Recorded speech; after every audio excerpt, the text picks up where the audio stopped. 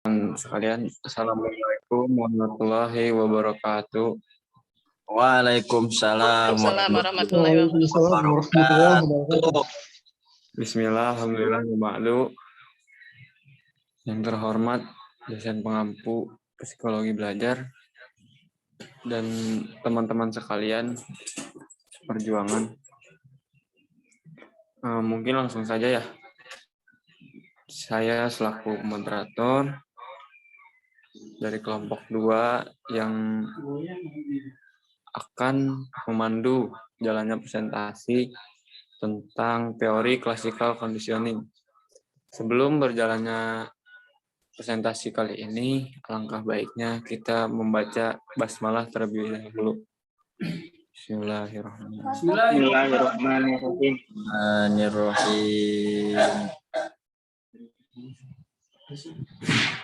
Baik, langsung masuk kepada materi teori classical conditioning. Yang dimana yang pertama akan dibawakan oleh Saudari Aisyah. Kepada Saudari Aisyah dipersilahkan. Baik, bismillahirrahmanirrahim. Yang pertama itu teori belajar classical conditioning. Bagaimana disebutkan sebelumnya, tokoh classical conditioning adalah Ivan Petrovich Pavlov, seorang ahli psikologi dari Rusia. Istilah lain teori tersebut ialah Pavlovianisme, yang diambil dari nama Pavlov sebagai peletak dasar teori itu. Prosedur conditioning Pavlov disebut dengan klasik karena merupakan penemuan bersejarah dalam bidang psikologi. Secara kebetulan, conditioning refleks ditemukan oleh Pavlov pada waktu ia sedang mempelajari fungsi perut dan mengukur cairan yang dikeluarkan dari perut ketika anjing sebagai binatang percobaannya sedang makan. Ia mengamati bahwa air liur yang keluar itu tidak hanya pada waktu anjing sedang makan, akan tetapi juga ketika melihat makanan. Jika melihat makanan saja sudah cukup untuk menimbulkan air liur. Gejala semacam ini oleh Pavlov disebut psikik atau refleks. Conditioning adalah suatu bentuk belajar yang memungkinkan organisme memberikan respon terhadap suatu rangsang yang sebelumnya tidak menimbulkan respon itu, atau suatu rangsangan yang sebelumnya tidak menimbulkan, atau yang disebut dengan suatu proses untuk mengintroduksi berbagai refleks menjadi sebuah tingkah laku. Jadi, classical conditioning sebagai pembentuk tingkah laku melalui proses pensyaratan yang disebut dengan conditioning process, dan Pavlov beranggapan bahwa tingkah laku organisme dapat dibentuk melalui pengaturan dan manipulasi lingkungan. Di sini terdapat biografi Ivan Petrovich Pavlov 1849 sampai 1936. Tokoh classical conditioning dan bapak teori belajar modern, Ivan Petrovich Pavlov dilahirkan di Ryazan, Rusia, desa tempat ayahnya Peter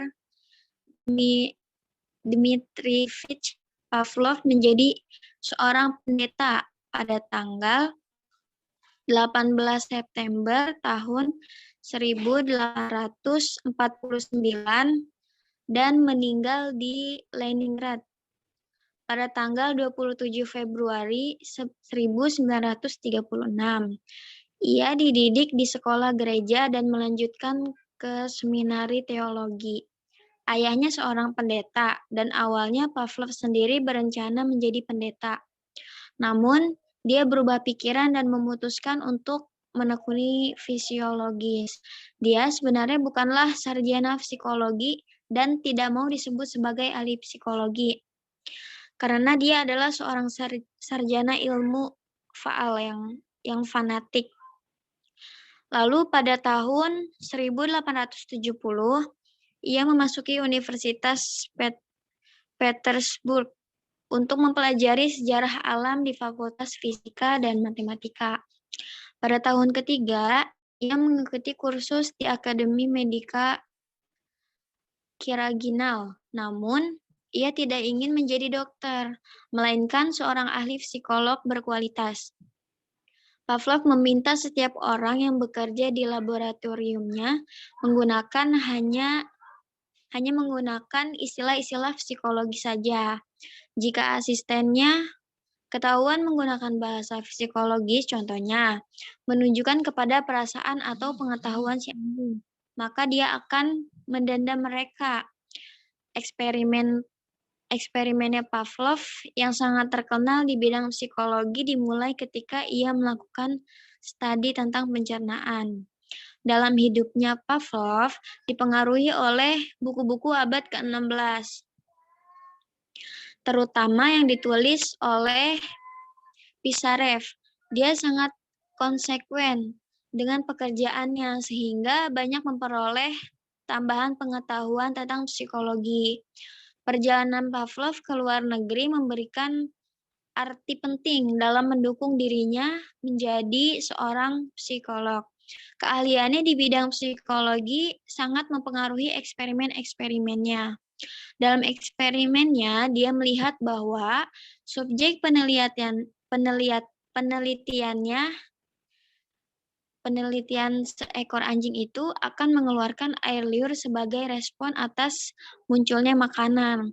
Dia kemudian mengeksplorasi fenomena ini dan kemudian mengembangkan satu studi perilaku, yaitu behavioral study, dan dikondisikan yang dikenal dengan teori classical conditioning.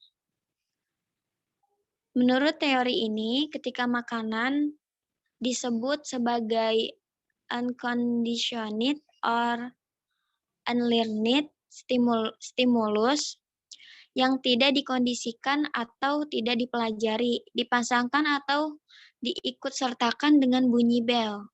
Bunyi bel disebut sebagai the conditioned or learned stimulus yang dikondisikan atau dipelajari. Maka bunyi bel akan menghasilkan respon yang sama, yaitu mengeluarkan air liur dari si anjing percobaan.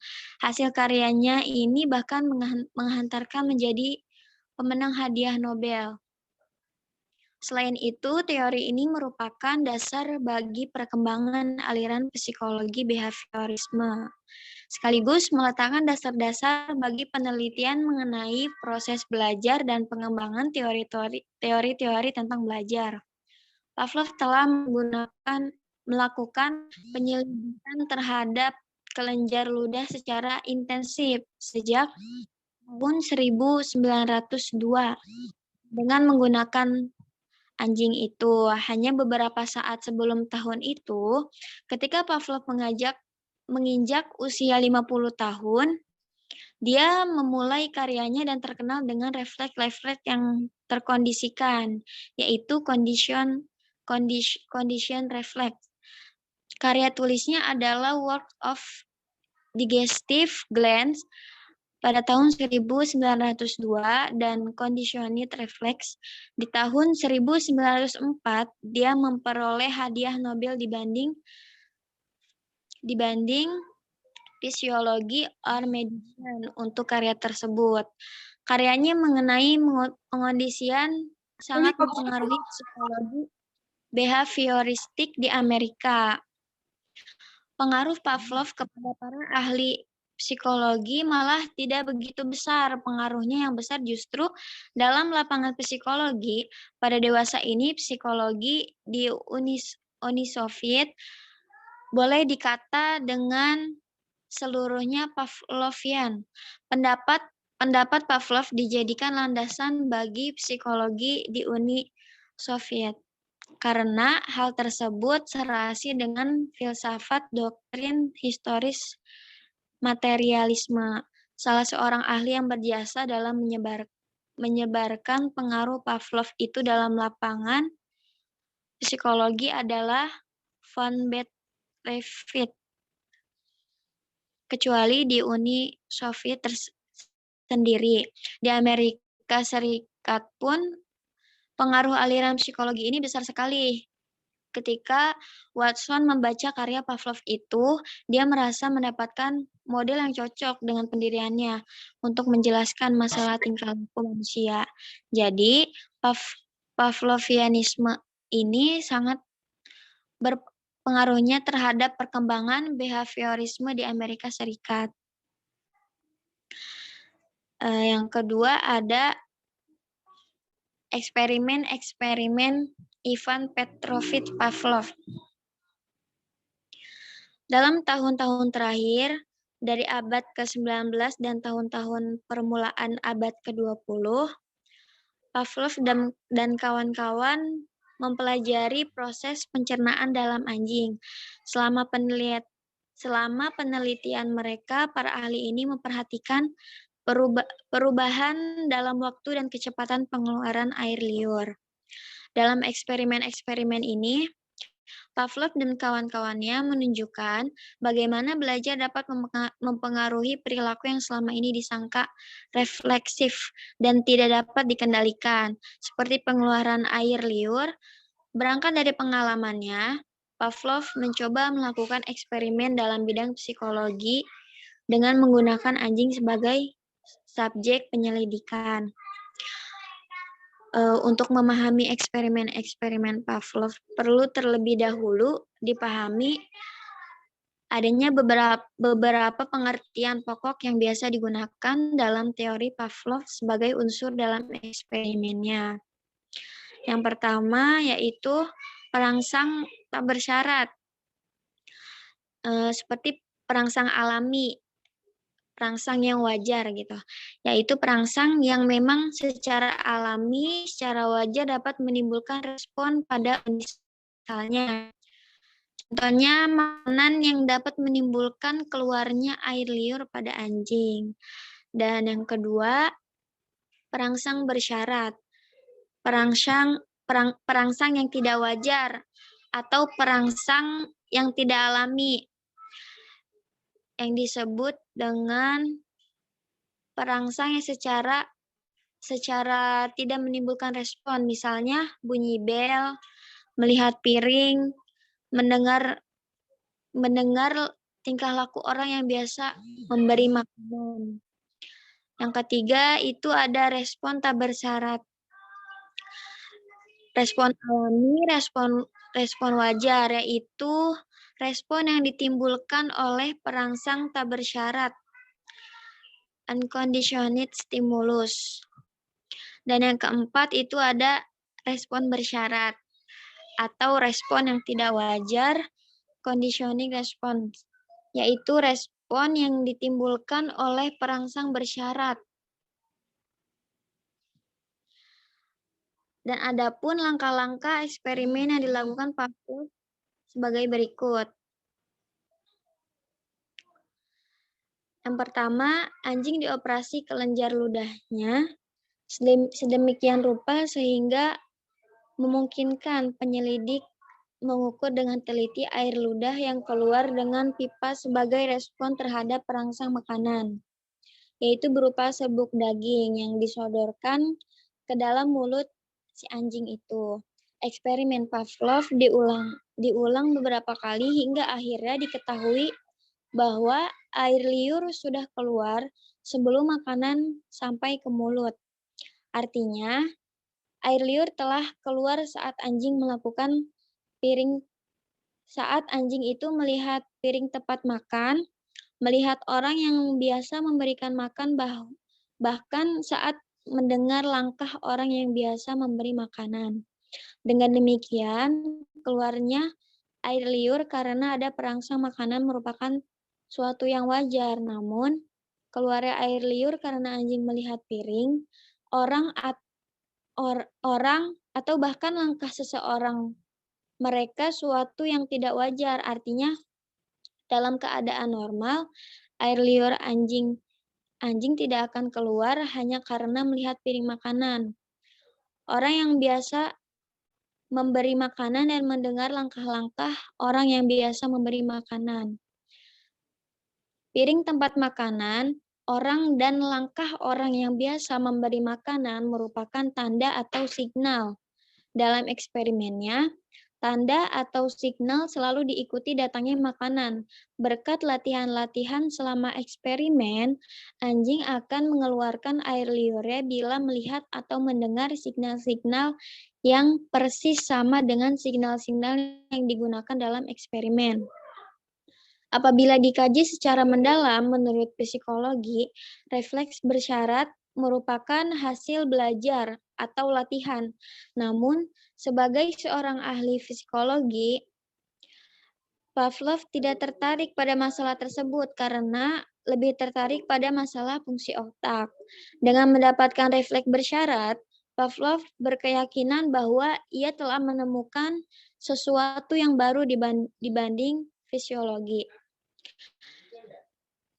Dia ingin mengetahui proses terbentuknya refleks bersyarat melalui penyelidikan mengenai fungsi otak secara tidak berlangsung. Yang kedua, dalam usahanya memahami fungsi otak, Pavlov mengulangi eksperimen seperti di atas dengan berbagai variasi. Adapun langkah-langkah eksperimennya. Yang pertama, anjing dibiarkan lapar. Pavlov membunyikan metronom dan anjing mendengarkannya dengan sungguh-sungguh. Variasi lain dilakukan dengan menyalakan lampu dalam kamar gelap dan anjing memperhatikan lampu menyala. Setelah metronom berbunyi atau lampu menyala selama 30 detik, makanan serbuk anjing itu diberikan dan terjadilah refleks pengeluaran air liur. Yang kedua, percobaan baik dengan membunyikan metronom maupun menyalakan lampu diulangi berkali-kali dengan jarak 15 menit. Yang ketiga, setelah diulangi 32 kali, bunyi metronom atau nyalanya lampu selama 30 detik dapat menyebabkan keluarnya air liur dan semakin bertambah deras jika makanan diberikan. Dalam eksperimen kedua di atas, ada beberapa hal yang bisa diterangkan. Yang pertama, bunyi metronom atau nyalanya lampu merupakan conditioning stimulus, dan makanan merupakan unconditioning stimulus.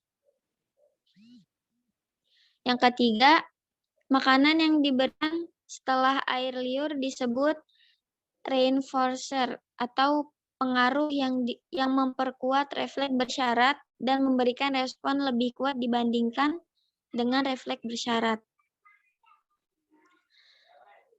Mungkin yang selanjutnya akan dijelaskan oleh teman saya. Ya, baik. Terima kasih kepada Saudari Aisyah yang telah memaparkan materinya. Dilanjut, materi yang kedua akan disampaikan oleh Saudari Rifa. Pada Saudari Rifa, dipersilahkan. Baik, yang selanjutnya yaitu prinsip belajar teori classical conditioning. Prinsip-prinsip teori belajar classical conditioning Pavlov. Prinsip-prinsip belajar menurut classical conditioning dapat diringkas sebagai berikut. Yang pertama yaitu belajar adalah pembentukan kebiasaan dengan cara menghubungkan atau mempertautkan antara perangsang stimulus yang lebih kuat dengan perangsang yang lebih lemah. Yang kedua yaitu proses belajar terjadi apabila ada interaksi antara organisme dengan lingkungannya. Yang ketiga yaitu belajar adalah membuat perubahan-perubahan pada organisme. Yang keempat adalah setiap perangsang akan menimbulkan aktivitas otak. US dan CS akan menimbulkan aktivitas otak. Aktivitas yang ditimbulkan US lebih dominan daripada yang ditimbulkan oleh CS. Oleh karena itu, US dan CS harus dipasang bersama-sama. Yang lama-kelamaan akan terjadi hubungan. Dengan adanya hubungan, maka CS akan mengaktifkan pusat CS di otak dan selanjutnya akan mengaktifkan US. Dan akhirnya organisme membuat respon terhadap CS yang terjadi secara wajar dihubungkan dengan US. Yang kelima atau yang terakhir yaitu semua aktivitas susunan syaraf pusat diatur oleh eksitasi dan inhibisi. Setiap peristiwa di lingkungan organisme akan dipengaruhi oleh dua hal tersebut. Yang pola tersebut oleh Pavlov disebut cortical mosaic. Dan pola ini akan mempengaruhi respon organisme terhadap lingkungannya. Namun demikian, Pavlov juga menyadari bahwa tingkah laku manusia itu lebih kompleks daripada binatang. Kenapa? Karena manusia itu mempunyai bahasa dan hal ini akan mempengaruhi tingkah laku manusia tersebut. Baik, materi yang selanjutnya akan dilanjutkan oleh rekan saya. Terima kasih kepada Saudari Rifa. Untuk selanjutnya materi akan disampaikan oleh Saudari Mutia.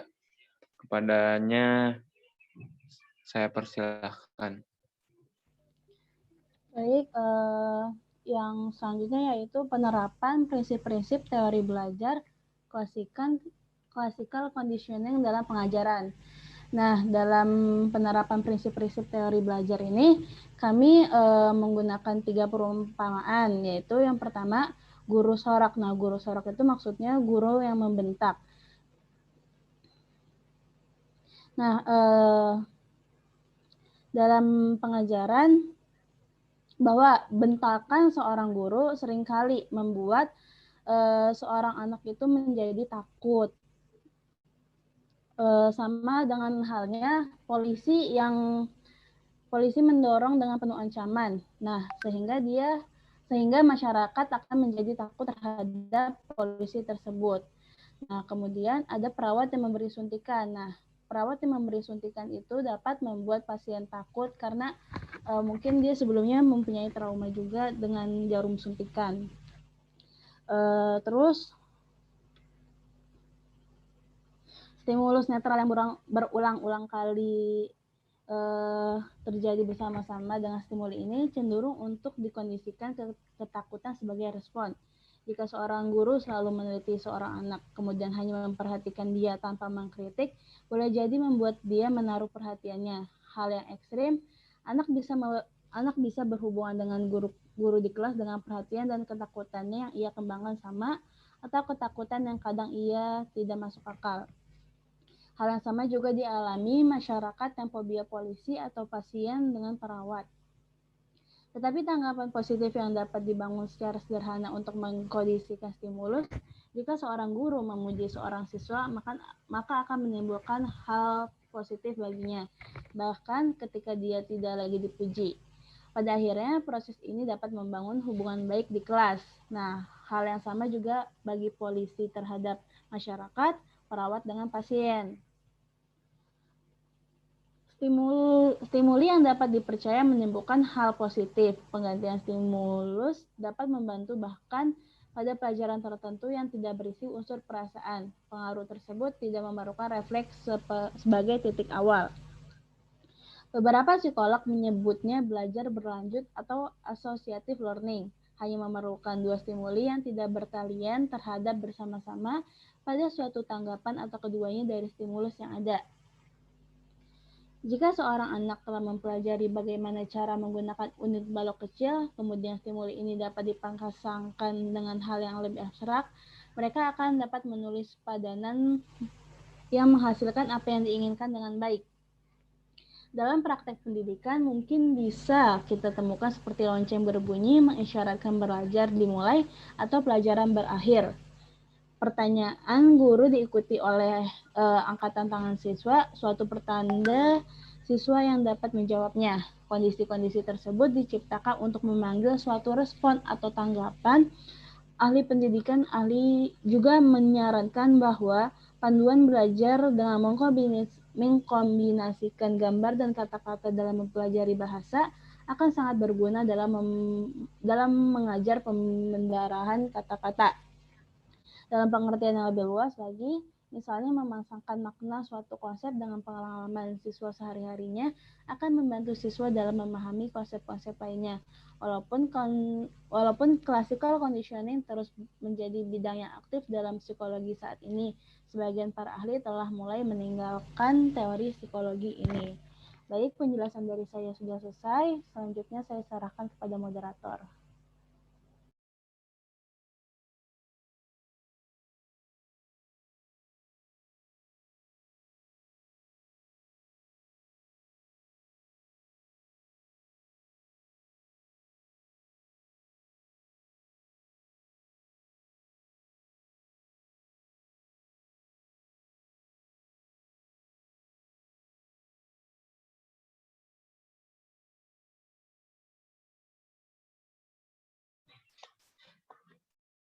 Ya, terima kasih kepada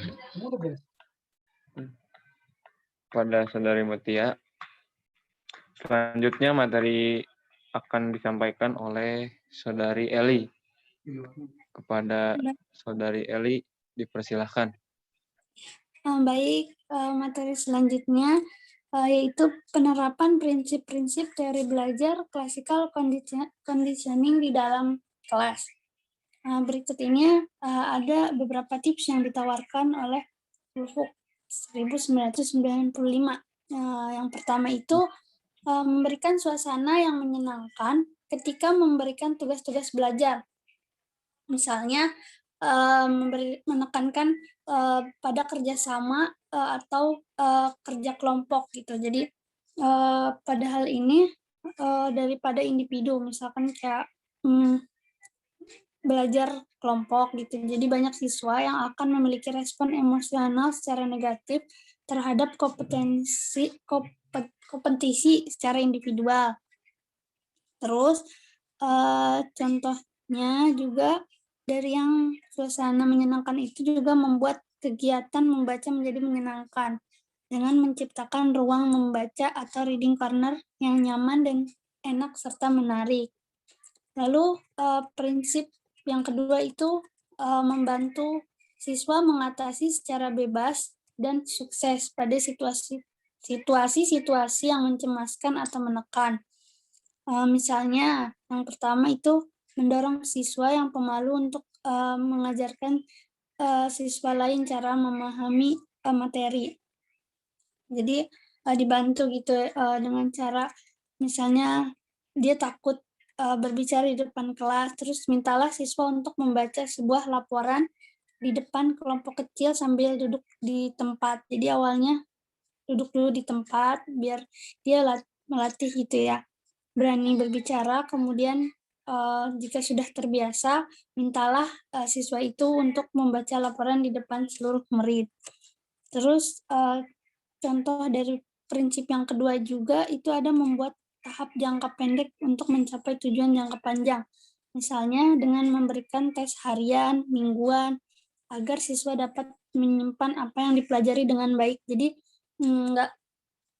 nggak cemas gitu kalau misalnya ada ujian karena sudah terbiasa latihan dari tes harian atau mingguan yang dari materi pelajaran yang telah dipelajari.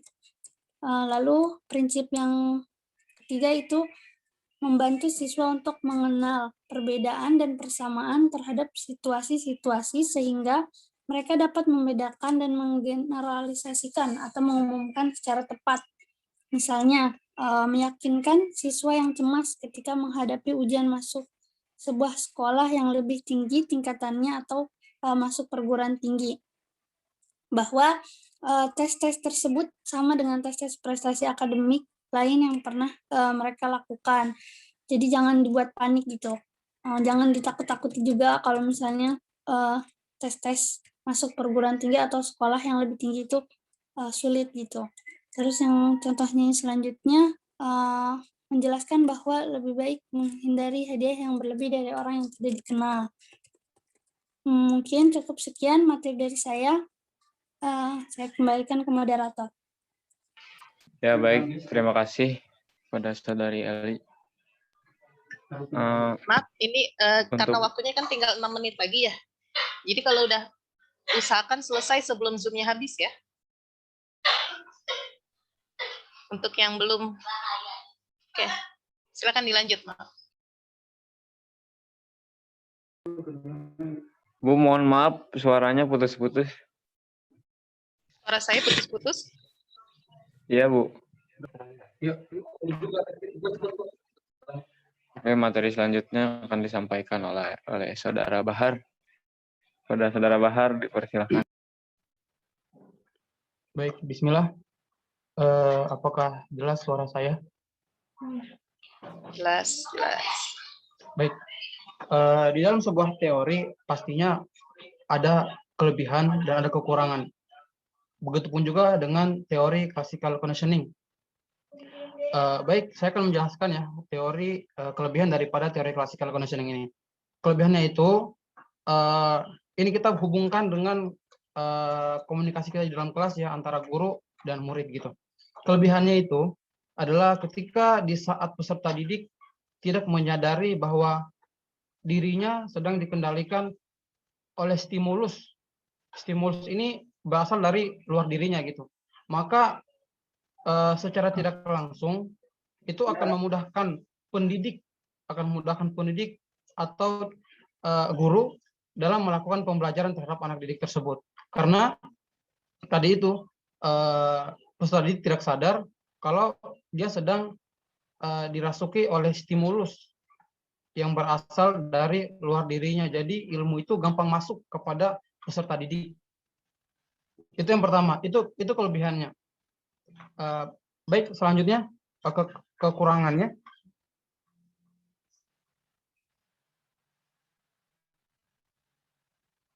Mungkin boleh di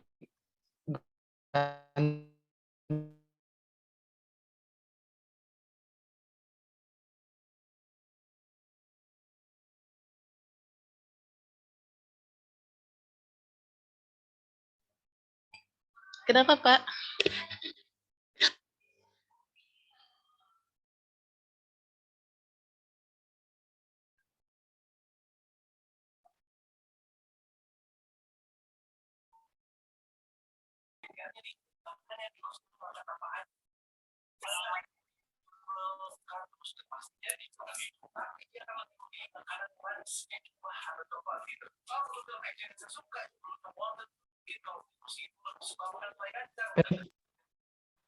Maaf Bu, tadi keputus jaringannya. Iya, silakan lanjutkan. Baik, kembali saya lanjutkan. Sekarang kita masuk ke kelemahannya. Kelemahan dari teori klasikal ini adalah jika pembiasaan tadi itu terus-menerus dilakukan atau secara kontinu gitu, berkelanjutan, maka yang dikhawatirkan adalah jiwa peserta didik ini atau jiwa siswa ini akan memiliki rasa ketergantungan, rasa kecanduan ya gitu, atas stimulus yang berasal dari luar dirinya tadi. Seharusnya yang diharapkan adalah siswa ini harus memiliki stimulus dari dirinya sendiri. Jadi ada kemauan tersendiri gitu untuk melakukan kegiatan menerima pembelajaran yang diberikan oleh guru.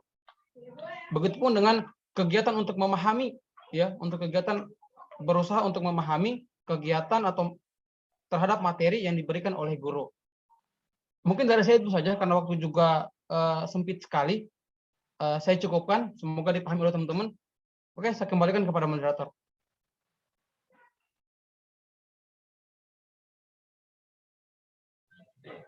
Ya, baik. Terima kasih kepada Saudara Bahar. Dan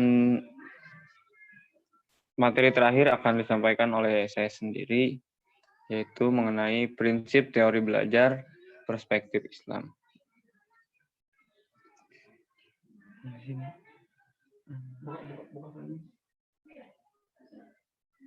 Di dalam Quran Surah At-Tahrim ayat 6 yang berbunyi, A'udzubillahi minasyaitonirrajim. Bismillahirrahmanirrahim. Ya ayyuhalladzina amanu qu anfusakum wa ahlikum nara وأهلكم نارا وقودها الناس والحجارة عليها ملائكة غلاظ شداد لا يعصون الله ما أمرهم ويفعلون ما يؤمرون. Sadaqallahul Adzim.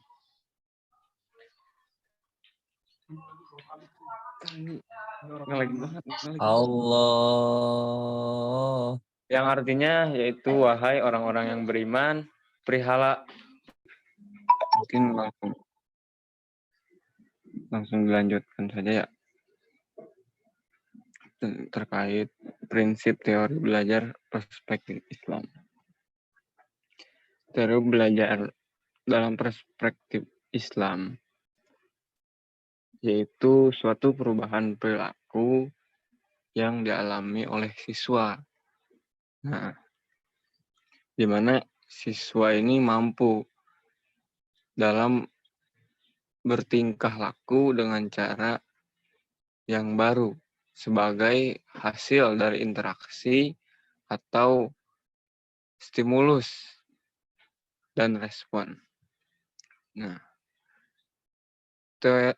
teori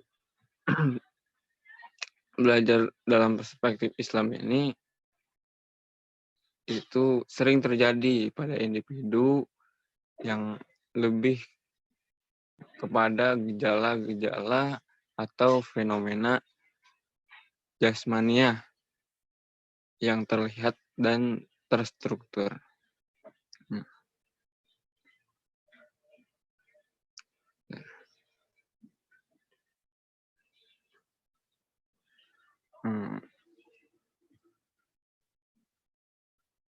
Lalu ada pendapat dari salah satu tokoh bahwasannya teori belajar menurut perspektif Islam ini yaitu teori yang menghasilkan respon-respon atau perilaku yang diinginkan oleh seseorang dan dibutuhkan dalam pengkondisian stimulus-stimulus yang alami. Dalam Quran surat At-Tahrim ayat 6 ini bermakna itu mengajarkan kepada kita bahwasannya agar anak-anak tidak tergolong menjadi generasi yang lemah. Maka kita dianjurkan agar bertakwa kepada Allah dan berkata-kata dengan baik dan sopan santun. Nah, mungkin hanya ini yang bisa saya sampaikan. Kurang lebihnya mohon maaf. Wassalamualaikum warahmatullahi wabarakatuh. Waalaikumsalam warahmatullahi wabarakatuh. Silakan dilanjut.